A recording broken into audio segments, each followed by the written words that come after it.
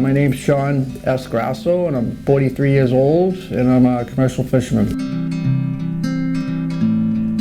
I was thinking about fishing at an early age. Growing up in Gloucester, I seen all the draggers, all the boats coming and going, and all the action at the waterfront. It was exciting for me. I like the freedom. I like the, not the 9 to 5 every day. I like the excitement of it. It's always changing, and it's a challenge. It's like a love-hate relationship. You love it, you hate it, you love it, you hate it. For me, it's a privilege to go out on the ocean and work. We've been fishing in Gloucester for over 400 years now, and the last 20 years has been rules and regulations because the ocean there was nothing there. There was a lot of stuff going on with toxic waters and stuff like that. We didn't start cleaning our waters till the 80s, so with the water getting cleaner and us, doing the recycling and bringing home the garbage and taking care of our ocean, the ocean it's been getting better and better and better. Well, now you got less fishing boats and more fish, so the competition it's not there anymore. Whereas 30 years ago, the competition was over 100%. And you could walk across the boats in Gloucester. That's how many there was, and that's all because of what happened 30 years before that. In the 70s, everything was open, and then we came up with the 200-mile line, so that got all the foreign fleets away from our fishing grounds. And the government wanted to help the fishermen out by giving them grants and loans to build brand new boats, and everybody had a boat, Fishing is very profitable, as long as you got the people that know how to do it and that you can be successful at it. Because if you don't know what you're doing out there, you're going to just lose money and it's going to go in the wrong direction. So experience is definitely a key to going fishing. 6 days of fishing, $4 grand, that's not a bad check.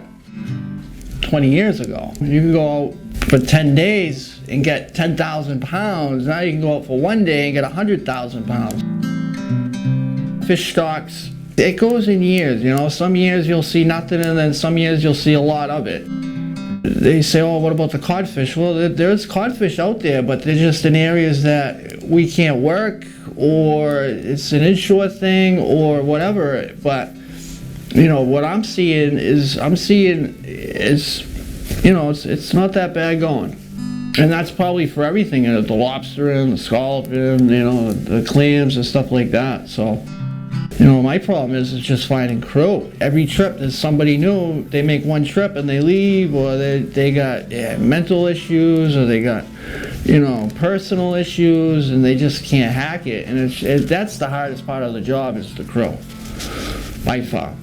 Because the last 20 years, people said, look, you can't go fishing because all they see is the rules and regulations. You're in a business that's dying, you'll never make it. And that is not true. If you stick with it and go through all the motions, you can make good money at doing it. Gloucester's changed so much in the last 30, 40 years. Gloucester used to be a fishing town with a drinking problem. Now it's a drinking town with a fishing problem, but now it's not a drinking town because all the bars are gone, so now drugs have taken over. All the people that are my age are all passed away because of all the drugs that have been going around.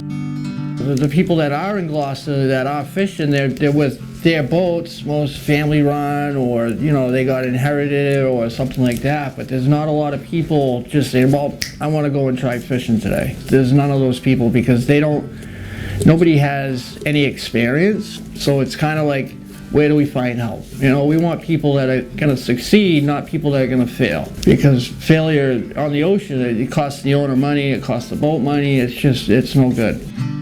You need people with experience. Now you could take a green guy that's willing to learn, that's 100%, young guy, be better. What we end up finding is we get older guys on boats.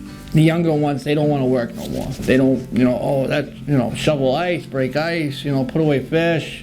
They just don't work. There's a few out there, but in the future, finding crew is, I would have to go to a job agency or to somebody that, oh, you got mariners that want to work on boats to sign a contract, you know, something like that. It's just really hard to find crew. The big money has been buying up all the waterfront and making it their own personal recreational boat. So even if you wanted to get into fishing and buy a boat and dock it, there's no way to even dock a boat in Gloucester. We got that little state fish pier in Gloucester. We're very grateful to have that. But as for all the private property that surrounds the waterfront, that's all bought up private and turned over to recreational use. And there you go, going against the bylaws of Gloucester, saying you got to have 50% of your property's got to be at least commercial use for fishing boats. You know, people, they bend the laws to work for themselves, and big money will buy their way to whatever they want. I mean, we're staying afloat, but there's very few of us.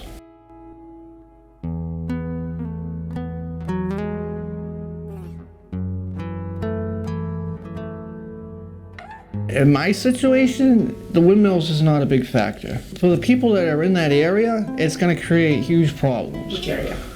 Where are they going to put the windmills? That's 200 miles away. The LNG pipeline that's outside of Gloucester, they put up after 9/11. But they had to put that pipeline just to keep Boston safe from all the natural gas coming into Boston. They said, well, what if a terrorist blows this thing up inside Boston? We're going to destroy millions of people here. That was government funded, and a lot of fishermen were complaining about that, but they also got monies given to them for, you know, not fishing in that area. So that was for the safety of you know, the communities of Boston and all the way up to Gloucester. Now you got all the lobstermen around this area, and they start putting windmills up around here. They're going to disrupt the lobster fishery here. It's going to create a lot of problems.